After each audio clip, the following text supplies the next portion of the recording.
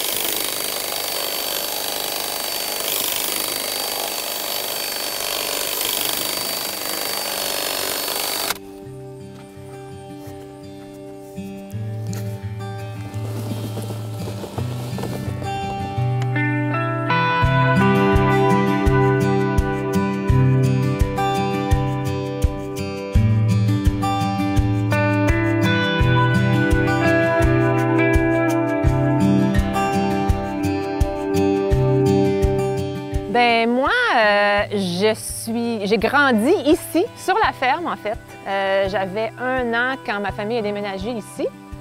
Alors, mes parents n'étaient pas producteurs agricoles, mais quand j'étais jeune, on avait des moutons, des lapins, des poules, plus pour notre famille puis des amis. Alors, j'ai été, je pense, dedans là, depuis mon plus jeune âge, puis ici depuis mon plus jeune âge. En fait, moi, je me suis dirigée, j'ai étudié à l'agronomie. Depuis le secondaire, je savais que c'est ça que je voulais étudier. J'aimais les sciences et puis j'aimais la nature, j'aimais l'agriculture. Je trouvais ça. Je me suis dit, je vais toujours avoir une job parce qu'il va toujours falloir qu'on mange. Alors, c'est ça, j'ai étudié l'agronomie à l'Université McGill. J'ai fait des études graduées par après. Puis, c'est ça, de fil en aiguille, là, la vie a fait que. On a commencé à exploiter la ferme ici à Sainte-Marthe. J'ai habité loin d'ici pendant plusieurs années, puis là, on est revenu pour faire la ferme. Oui, pour moi, l'intérêt en agriculture, c'est arrivé un petit peu plus tard parce que j'ai fait des études en géologie en Colombie. Mais c'est après que j'ai rencontré Julie et qu'on a déménagé ici, qu'on avait l'accès à la terre. Alors, on a décidé de faire quelque chose ici. Profiter de la terre et produire des légumes pour vendre, c'est ça.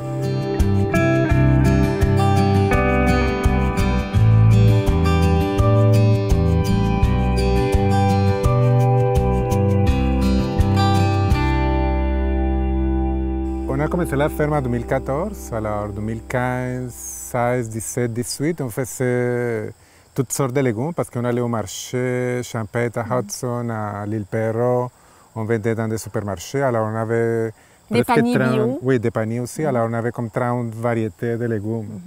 Mais après cette année, 2019, on se concentre plus dans la roquette, les mesclins épicés, une sorte de mélange de laitue. Donc, toutes des feuilles à salade, finalement? Oui, c'est ça. Principalement ça. Et des tomates dans la serre, des aubergines et des poivrons. Ouais.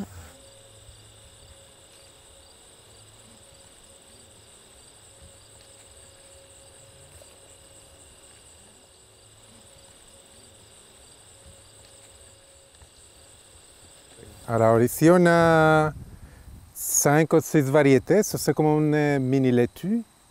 Oui, alors les choses qu'on fait, c'est juste on coupe et on mélange tout ça dans les bacs.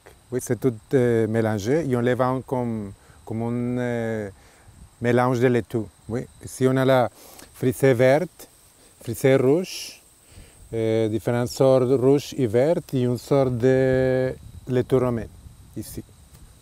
Cette sorte de laitue, on la commence dans des plateaux, on fait des semis. On les met dans la serre quelques semaines, alors quand on déjà comme 5-6 cm, on va les transplanter dans les champs. Oui, alors notre dernière succession de l'année, c'était transplanté là. On peut voir que c'est plus petit là. Alors, c'est comme une succession qui est prête à récolter la semaine prochaine, lundi et mercredi. Ça, c'est la succession suivante, c'est plus petit, et la succession finale pour le restant de l'année. Alors, les semis, ça prend comme 2 ou 3 semaines, ça dépend de la température. Et une fois qu'on les transplante, je vous dirais que dans 30 jours, va être prêt. Oui, pendant l'été, oui. Bien sûr que maintenant, avec la température, ça prend plus de temps. Ça va grandir plus lentement. Et on amène ça à l'autre ferme, le jardin Caria à Sénéville. Alors là, ils vont laver ça, ils vont emballer tout ça pour le distribuer pour tous les clients à Montréal principalement. Alors ici, on juste récolte et on amène à l'autre ferme.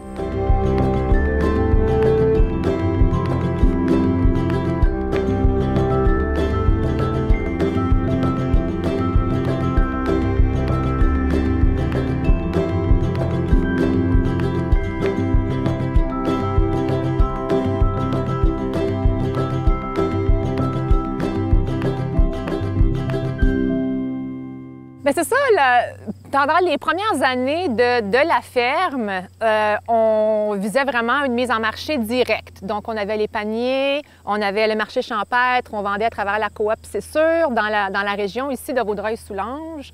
Dans des épiceries. Et puis des petites épiceries, des petits supermarchés spécialisés en bio. Cependant, c'est beaucoup de travail. Ce modèle d'entreprise-là, parce que non seulement il faut faire toute la production nous-mêmes, on a des employés, il faut faire toute la gestion des employés nous-mêmes, et en plus, il faut faire toute la mise en marché.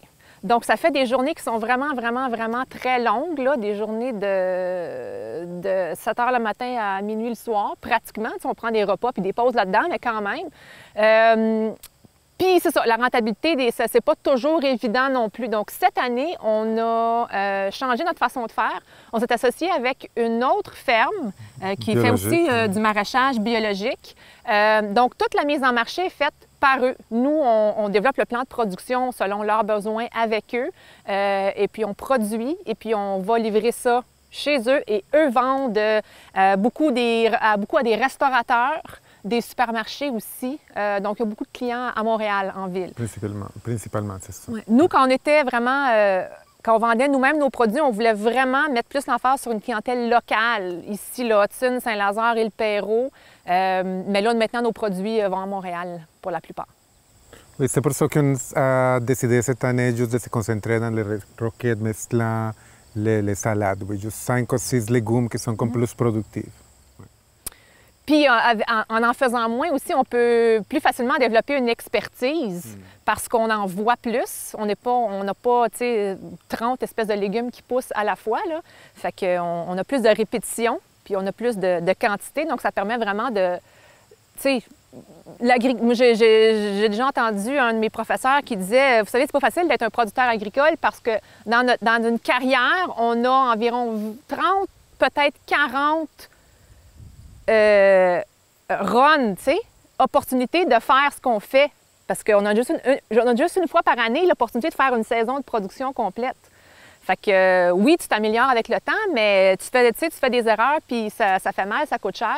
Tandis que quand on fait c'est des cultures de cycle court, donc ça prend juste quelques semaines là, avant que ça soit récolté. Oui, pendant l'été, 23, 24 jours, oui, quand c'est un petit peu plus froid, 30 jours, oui. C'est ça. Fait qu'on en passe beaucoup des successions dans un été, donc on peut apprendre plus rapidement.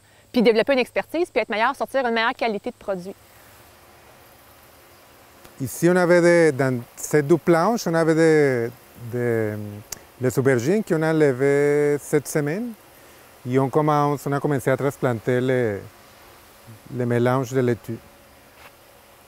Alors, toutes les semis qui sont ici au milieu, on va juste remplir la serre avec les mélanges de laitue. Et juste pour la fin de l'année, on va mettre des épinards. Julie, tu peux m'aider ici? Ah, OK. Alors, ça, c'est des épinards qu'on vient juste de planter. Alors, cet épinard, une fois que le laitue va être prêt, on va avoir tout récolté ça, on va transplanter les épinards, juste pour qu'ils vont rester là tout l'hiver. Les épinards tolèrent vraiment, aiment mieux en fait les températures froides. Oui, c'est ça, les épinards vont rester là tout l'hiver et on va les récolter à la fin février, début mars. Tu peux les mettre juste comme là. Juste ce bord-là? Oui.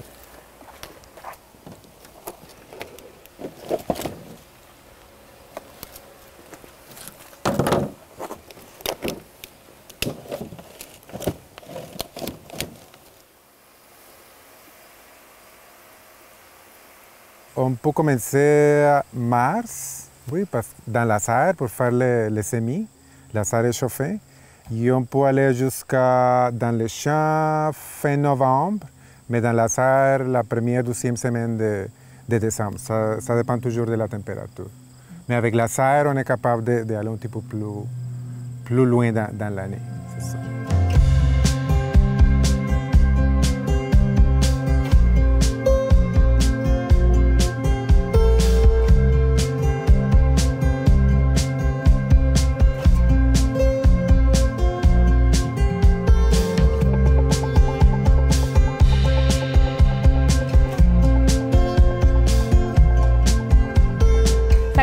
C'est des planches de roquette.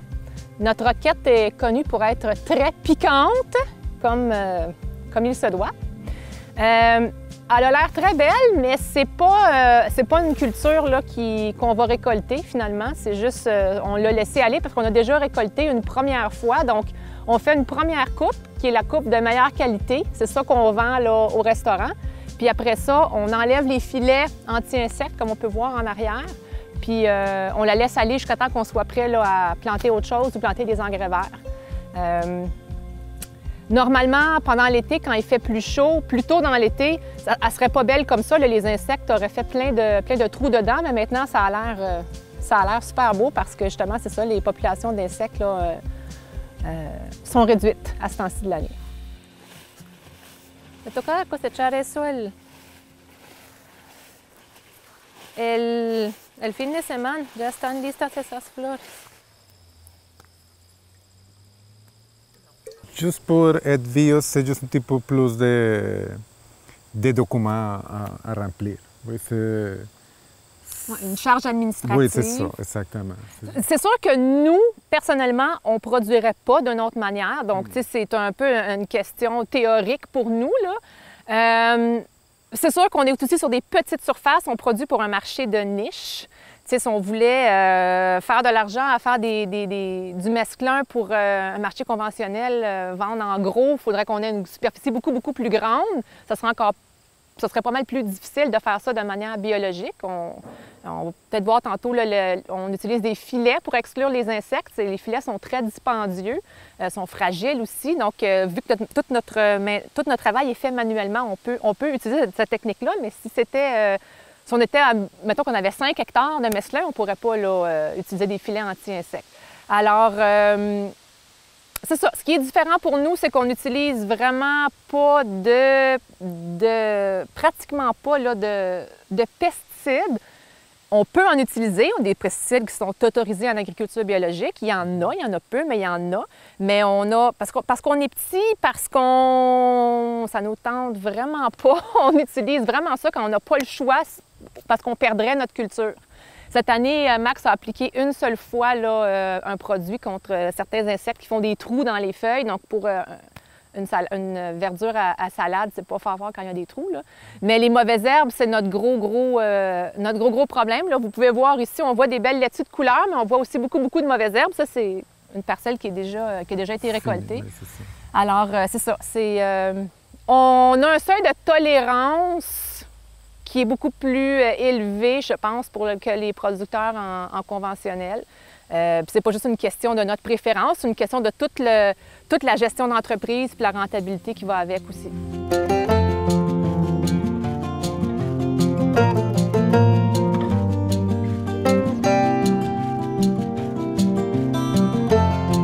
Pour contrôler les insectes nuisibles, on utilise des filets anti-insectes. On peut les voir ici, là, derrière moi. Donc, on prend une petite tige en métal, on fait un petit un petit arc en le plantant dans la terre, puis on étend le filet par-dessus.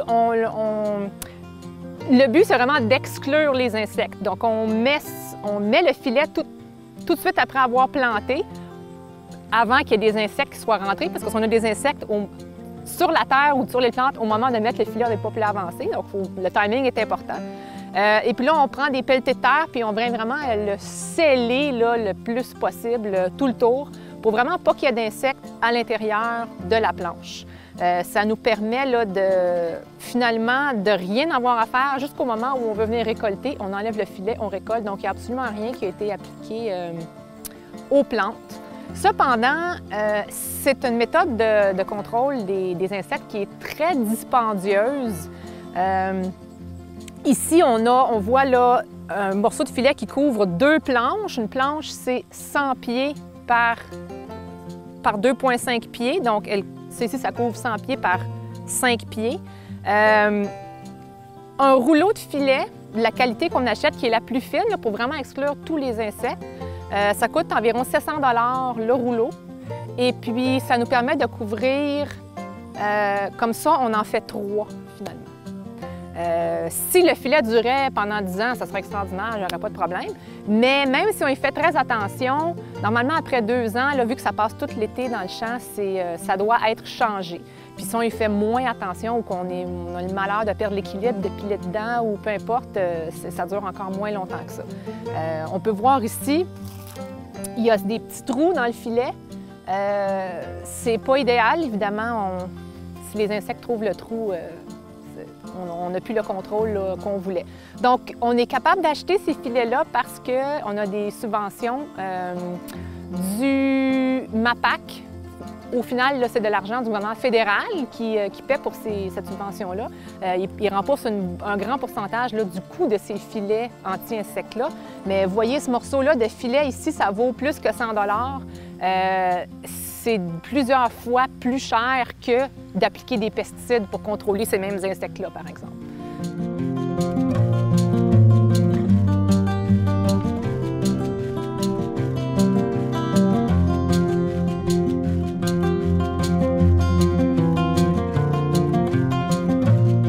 Bien, pour ce qui est du prix des produits biologiques, c'est certain que dans la plupart des cas, c'est des produits qui sont plus dispendieux.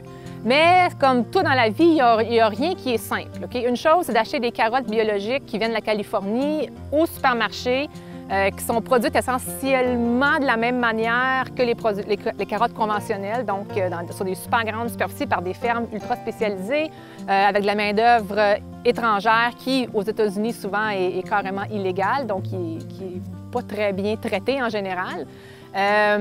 Autre chose, c'est de payer pour des produits locaux, des choses qui ont été produites dans notre région par des gens qu'on sait qui ont de l'assurance maladie, qui payent leurs employés au moins le salaire minimum, qui contribuent à l'économie de nos régions. Comme je parlais des filets anti-insectes tantôt, bien, nous, on achète ça à Saint-Rémy, chez un fournisseur d'équipements agricoles. Bien, ça fait rouler l'économie parce qu'eux aussi ont une entreprise, puis ils font de l'argent, puis ils engagent du monde. Donc, c'est des choses qu'il faut considérer quand on fait un achat. Nous, notre main-d'œuvre est entièrement faite à la main. Donc, c'est certain que ça implique des coûts aussi.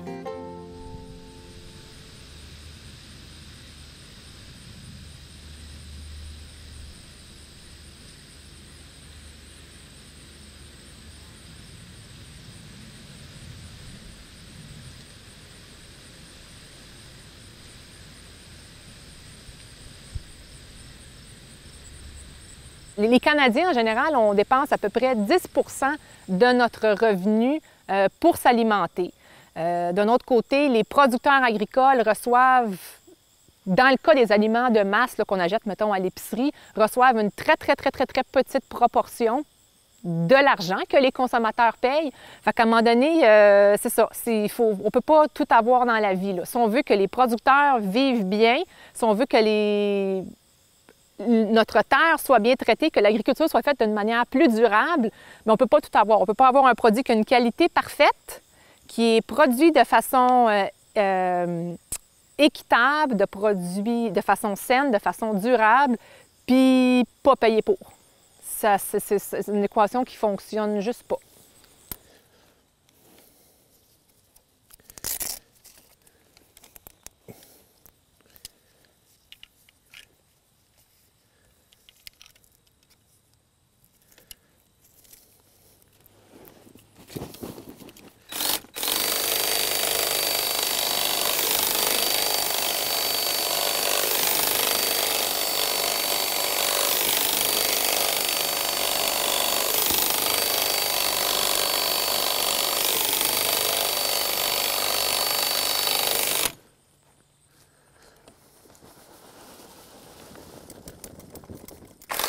Je travaille dans le domaine de l'éducation en agriculture, donc j'ai fait mon bac à l'Université McGill et je travaille à l'Université McGill maintenant aussi, ça fait 8-9 ans. Donc, je travaille avec les étudiants en agronomie. Je vous dirais que de plus en plus, les producteurs agricoles au Québec, du moins au Canada, sont très bien éduqués. De plus en plus, l'agronome, qui est le professionnel qui les conseille, agit plus comme un partenaire de leur réussite. Okay? Il y a beaucoup, moi, j'ai beaucoup d'étudiants à l'université, au bac, qui ont comme plan d'être producteurs agricoles. Les programmes de niveau technique, comme au cégep, offerts par l'ITA, par d'autres cégeps aussi, l'ITA a des campus à plusieurs endroits, forment des cohortes à chaque année là, de jeunes qui sont vraiment bien formés dans le domaine de l'agriculture. Donc, je pense qu'il faudrait tenir ça en tête là, parce que les producteurs agricoles là, au Québec sont de plus en plus vraiment bien formés en termes de la science agronomique. Mais je pense qu'aussi on peut dire que dans la production biologique, il y a des gens plus formés, comme plus de connaissances. Oui. Ouais. Et ça, je pense que ça permet aussi de comprendre mieux les sols, l'écologie, ouais. Oui, comme... Il faut. Oui, c'est ça. On comprend mieux comme les plantes se développent et comme combattre... La nutrition. Oui, exactement. Oui. Les ravageurs, on n'a vraiment pas le choix de les comprendre parce qu'on a... En général, on a plus d'outils, oui, pour faire une production biologique de bonne qualité. On a moins d'outils, tu veux dire? Plus, mais oui, dans la formation, tout ça, on a plus de... Oui, c'est ça. Il faut être formé parce qu'on n'a pas de recettes, tu sais, de recettes un peu automatiques là, pour gérer la qualité des produits. Moi, personnellement, ma formation, bon, j'ai fait une maîtrise, j'ai fait un doctorat, donc on s'entend que j'étais en recherche des études très poussées. Sincèrement, je ne me considère vraiment pas une experte là, de ce qui se passe dans le champ ici chez nous, notamment parce que c'est Max qui passe la journée dedans. Moi, il me parle des problèmes qu'il y a, je vois des choses, on en discute. Mais ça me permet d'avoir vraiment une bonne... Tu sais, quand tu comprends la science, quelqu'un peut te parler d'un problème, tu es capable d'y penser, oui, de faire du brainstorming, de penser à des solutions.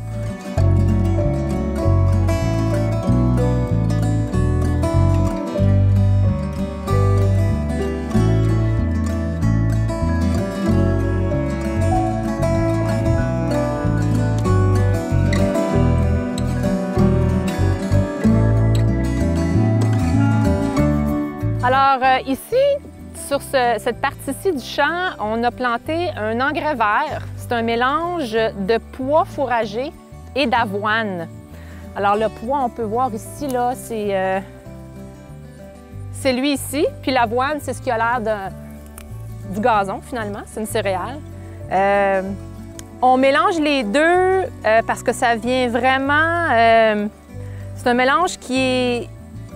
La raison pour laquelle on plante l'engrais vert, c'est pour protéger notre sol, pour augmenter la qualité de notre sol. Donc, nous, on fonctionne par planche. On sème quelques planches par semaine de mesclun. On en a à toutes les étapes de production. Après qu'on ait fini de récolter, on ne retourne pas sur cette planche-là pendant la même année parce qu'on a le luxe d'avoir assez d'espace pour ne pas le faire. Mais on veut pas, il faut essayer de laisser le sol nu le moins possible, surtout pas pendant l'hiver, parce qu'on l'expose beaucoup à l'érosion par l'eau, par l'air. Et puis l'érosion, ça veut dire que le sol s'en va ailleurs, donc on le perd. C'est notre principale ressource pour faire de l'agriculture qu'on perd à ce moment-là. Donc ici, on a planté le mélange de pois et d'avoine. Le pois, c'est dans la famille des légumineuses. Ce sont des plantes qui fertilisent le sol. C'est des plantes qui fixent l'azote qu'il y a dans l'air puis qui l'emmagasinent dans le sol sous une forme que les autres plantes peuvent utiliser. Fait que nous, on a nos plants de pois ici. L'hiver, le froid va les tuer. Pendant l'hiver, notre sol va être couvert. Il va y avoir une belle espèce de croûte là, de tout ce matériel-là mort qui va empêcher le vent puis la pluie et la fonte des neiges là, de faire érosionner notre sol parce qu'on est quand même sur une petite pente. Puis au printemps, ça ne sera pas long que ça va se décomposer puis on va pouvoir venir là, puis semer dans le champ. Puis on va même avoir un bénéfice d'engrais là, qui va nous être apporté par le poids qu'il y a dans le mélange.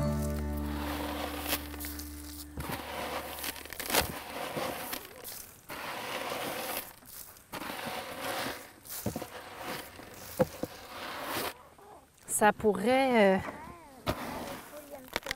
Ouais, c'est un peu gros pour eux autres. Peut-être que ça pourrait pousser. Bon.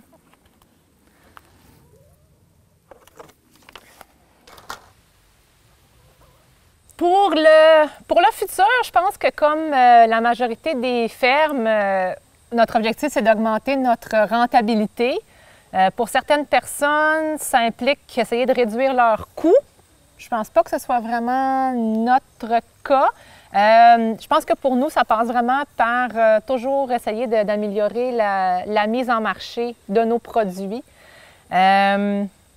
Puis de s'assurer aussi de toujours maintenir là, une grande qualité. Donc, tout ce qui est... c'est quelque chose vraiment qui est à travailler pour nous, là, de rester à l'affût, puis d'innover, de s'améliorer pour vraiment produire une bonne qualité, justement pour aller chercher des vraiment bons marchés pour nos produits. Et aussi, précédemment, on a 1,2 hectares certifiés biologiques, mais on a, en tout, on a 8 hectares ici. Alors, comme dans le futur, on aimerait avoir les 8 hectares en production biologique. Oui, maintenant, la plupart du terrain, c'est loué pour faire du foin. Mais on aimerait vraiment avoir ça en légumes biologiques.